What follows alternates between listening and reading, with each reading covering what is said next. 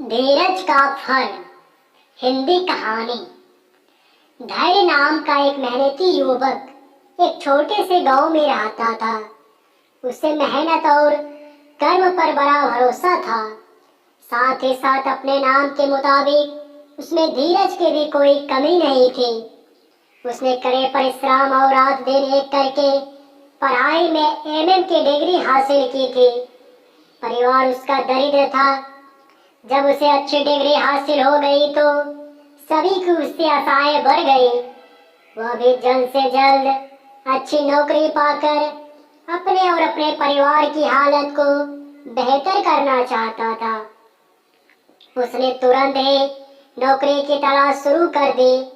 उसने सैकड़ों कंपनियां और बिजनेसेस के मालिकों को इंटरव्यू दिया, लेकिन बदनसीबी से उसे कभी भी मौका नहीं दिया गया। धैर्य की जगह कोई और होता तो कब का टूट जाता, लेकिन जैसे कि मैंने आपको पहले ही बताया था, वह अपने नाम की तरह ही धीरज से भरपूर था। वह हर नाकामयाबी के बाद और ज्यादा जोर लगाकर प्रयास करता। एक दिन नौकरी की तलाश में धैर्य एक शहर में किसी व्यापारी के घर तक जा पहुंचा।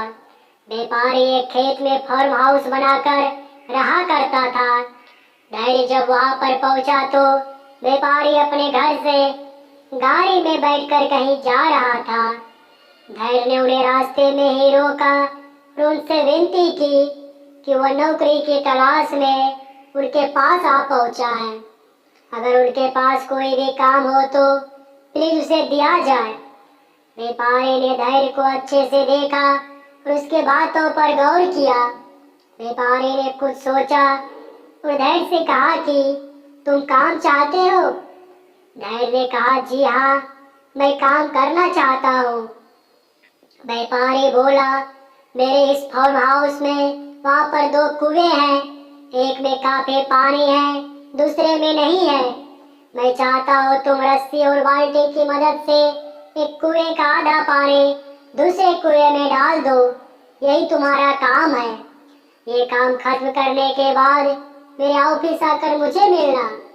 इतना कहकर एक कार्ड धैर्य को देकर व्यापारी वहां से चला गया। व्यापारी के जाते ही धैर्य ने एक क्षण का भी विलंब न करते हुए तुरंत उस काम को शुरू कर दिया। उसने एक कुएं का पानी बाल्टी से निकालकर जब तक दूसरे में डाला, जब तक दोनों का पानी बराबर नहीं हो गया। 4-5 घंटों तक ये काम निरंतर करते रहने के बाद धैर्य व्यापारी के ऑफिस में जा पहुंचा।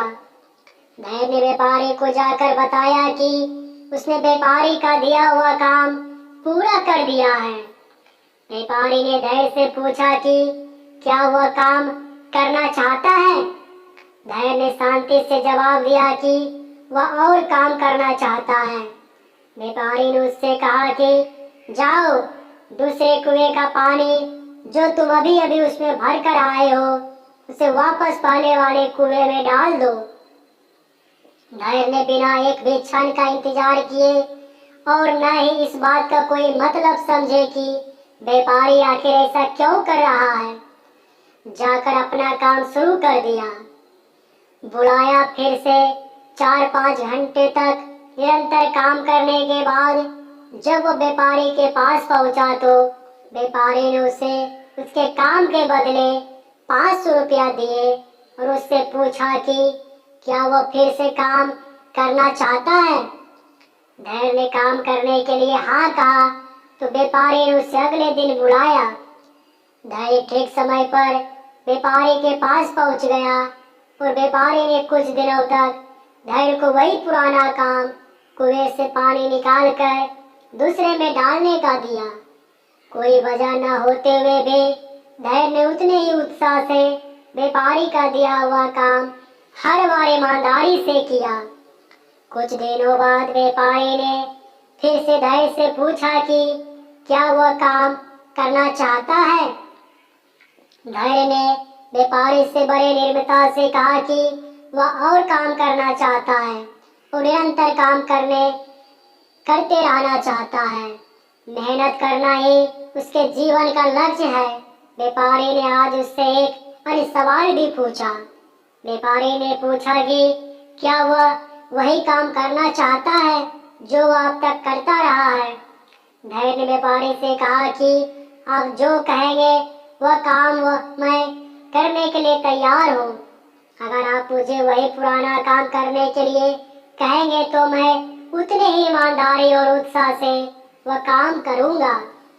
व्यापारी इस बार धैर्य के पास गया और उसके पीठ थपथपा के बोला, शाबाश बेटा, मैं तुम्हारे धीरज की परीक्षा ले रहा था। मैं देखना चाहता था कि तुम अपने काम के प्रति, तुम्हारे बॉस के प्रति कितने डेडिकेटेड हो, कितने ईमानदार हो। आज से तुम मेरे मैनेजर हो। व्यापारी की बात सुनकर धैर्य की नस नस में खुशी की लहर दौड़ गई। उसे अपने आप पर बहुत गर्व हुआ। उसने व्यापारी को धन्यवाद दिया और अपने घर पहुंचा और घर वालों को बताया कि आखिर उसकी मेहनत और धीरज का फल मिल गया।